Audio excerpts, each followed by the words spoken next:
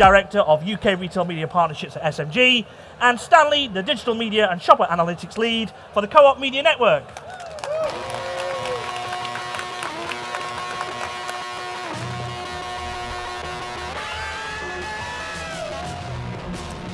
Brilliant. Good afternoon, everybody. Can you all hear us okay? Can everyone hear me? Brilliant. Well, that's a great start. As Lee said, this is a really interesting environment to present in, but we shall do our best. So my name is Rosie Houston, and I'm the Managing Director for SMG's UK Retail Media Networks. It's lovely to be here today, and I'm also joined by Stan Oyovota, who is, and I want to make sure I get it right, Digital Media and Shopper Analytics Manager at Co-op Media Network. So lovely to have you here today, Stan. Thank you, Rosie. So as Lee said, today we're going to be discussing what we're calling intentional innovation, and that is how retailers can align their innovation strategy while staying true to what makes the retailer unique. After our chat, as Lee said, Stan is going to take us through a short keynote presentation looking specifically at innovative audience segments and how that is transforming retail. So let's get into it. So hi Stanley, how are you finding the event today? I feel like the organizers have really outdone themselves because the queue outside is wild. I know. I mean, I'm grateful I'm a speaker because I didn't have to wait for over an hour, but hey. Yeah, it's clearly the hottest ticket in town, right? And we're in. Brilliant. Okay, so if we kind of start then, Stan, so when looking at retail media networks and how retailers are leaning into innovation, we see everyone's really trying to keep ahead of the curve. Stanley, where have you seen some great examples of retail media innovation, and what is it about that really resonates with you? Thank you for that question, Rosie. I would say there are a lot of great examples of retail media innovation. Most recently, Amazon Advertising launched their retail ad service, which is the first of its kind and has never been done before. I mean, the jury is still out on whether or not they will hit their revenue targets, but it's very unique, very innovative, and obviously works with a lot of retailers and bringing them together. Instacart's AI-powered search and shoppable ads is another great example that I have seen. And lastly, I would say the launch of W.H. Smith's Travel Retail Media Network, very unique in how it has positioned it within a segment within retail. So that's absolutely brilliant. What resonates is how they've aligned the business's proposition with customer and consumer needs. And that's like really what can power or what should power any innovation. Yeah, absolutely. And actually kind of leading on quite nicely then to our next question.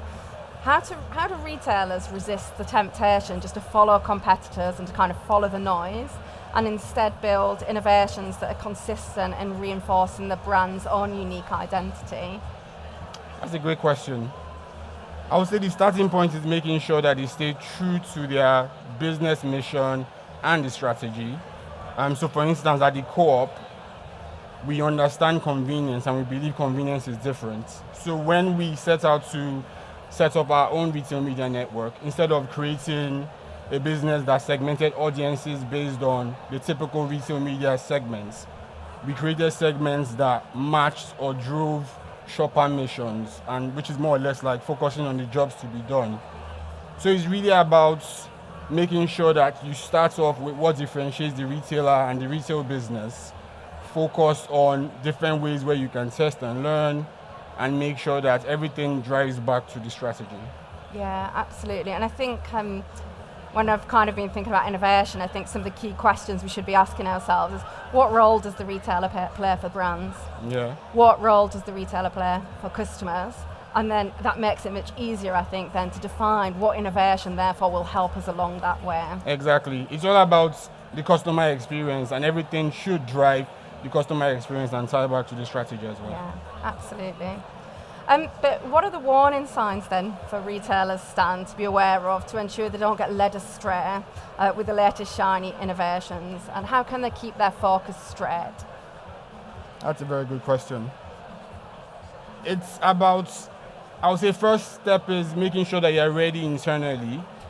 You need to really be able to access the internal states assess the maturity of the business, whether you have the right infrastructure, tools, people, and tech in place before you set out to set up shop as a retail media network. It's also important to focus on the customer experience as opposed to just focusing on revenue generation. Yeah. I mean, you might want to prioritize profits because you feel like retail media is growing.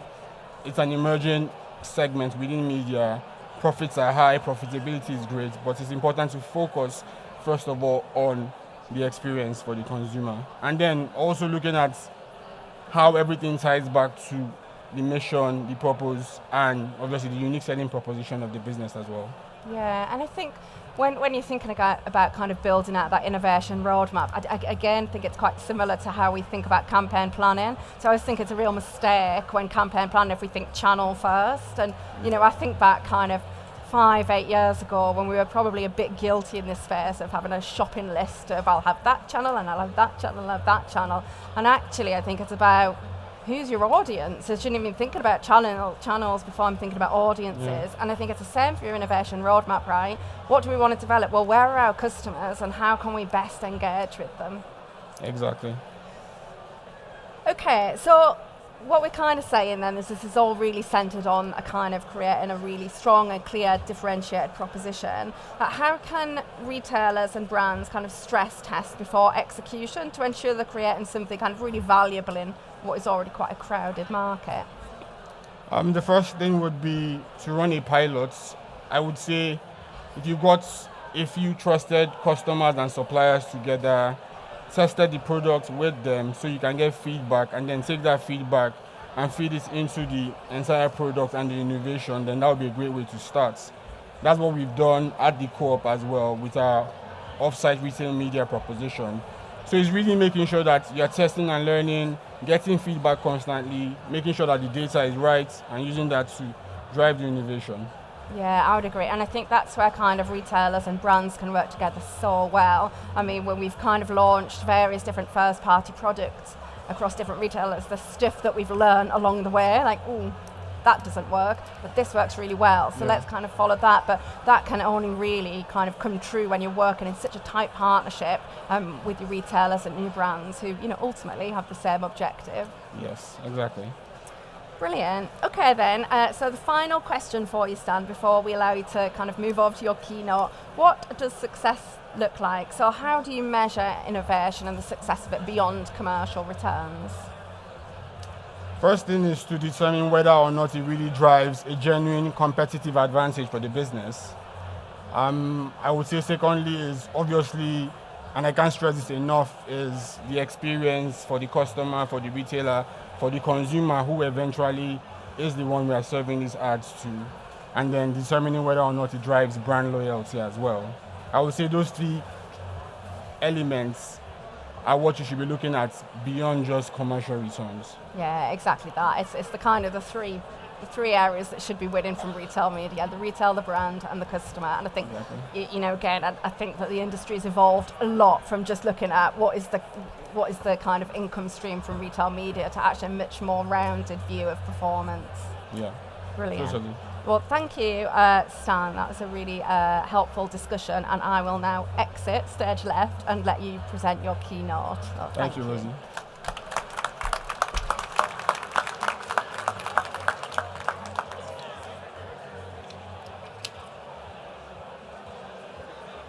Hi again, everyone. So, interesting story. I actually started my working career as an entrepreneur, selling subscriptions to international magazines in Nigeria, to magazines like GQ, Harvard Business Review, Vogue, Fortune, Esquire, and so on. But I failed to listen to the advice of the late, great Christopher Wallace, aka the notorious B.I.G., which was to never get high on your own supply. This is me getting high on my own supply. So I started collecting GQ magazines in 2007. The cover in the middle, the one with Jessica Biel, was the very first edition I collected. I actually still have it in our apartment in Manchester. It was a July 2007 US edition of GQ. And to be honest, I love GQ because, I mean, it's a great fashion magazine, no doubt. You can see how I'm dressed. And yeah, but it also covers a lot of lifestyle topics, which are really good. But then the interesting thing is, the more I read GQ, the more I started nursing this ambition of appearing on the cover of the magazine. I mean, why not? And not just appearing on the cover of the magazine, but becoming one of GQ's Men of the Year. I mean, why not? This is me on GQ's cover as GQ Man of the Year. However, this hasn't happened yet. I mean, you can call it fake news like Donald Trump, but so if you work in GQ or in Condé Nast, please reach out to me after this session. You can get my name and my number. We can set up a session, and that will be perfect. Now, based on what I've said about my ambitions to be on the cover of GQ, how would you segment me as your target audience?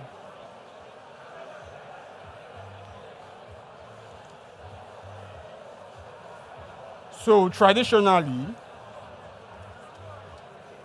consumer segmentation has been split into 3 buckets.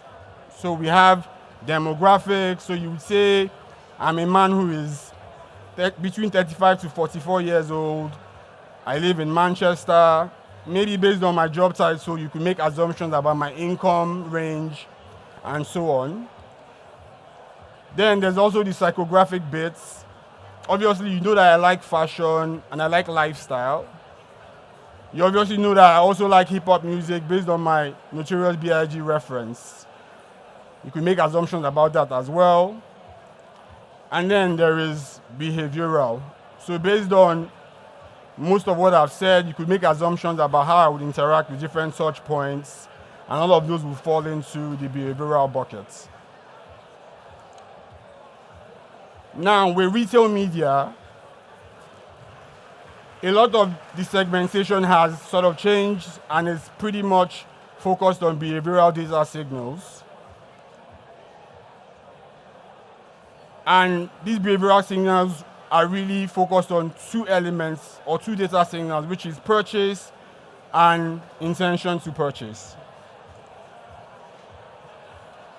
Most retail media networks pretty much segment audiences based on category. So you would say people who read newspapers and magazines. It could also be focused on growth. So people who read newspapers and magazines, but excluding people who buy GQ magazine. It could be focused on loyalty, which is pretty much people who buy GQ and you want to serve them or add more to them. And then obviously there's behavioral, people who read GQ or read other magazines but not GQ, so maybe Esquire magazine. But what if I told you that we could actually segment differently? What if I told you there was a better way to segment your audiences when it comes to retail media?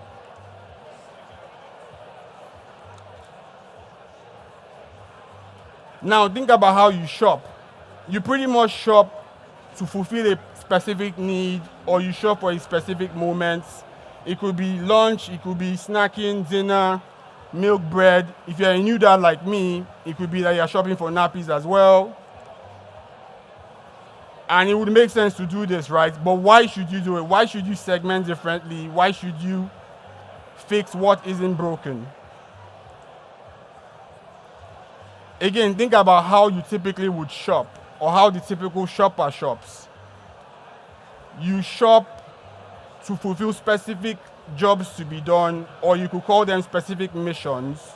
And these missions determine what you do when you get to the store, or whether you're on an e-com site or a Q-com site. So these are examples of shopper missions. If I focus on meal for tonight, for instance, the other day, we didn't have any plans for dinner.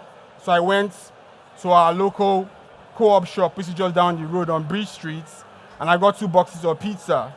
And that pretty much sorted out our meal for tonight. And I went there with that specific mission, and then I fulfilled that mission. So when you think about segmentation from that perspective, it helps you really look at missions and shopper missions as opposed to just the typical segmentation. And oh, by the way, we are number 1 when it comes to the meal for tonight mission when it comes to retail. And Co-op Media Network is able to segment audiences in this innovative way because we understand the convenience shopper. We are the most shopped shop in the UK because we have 60 million shoppers visiting our stores weekly.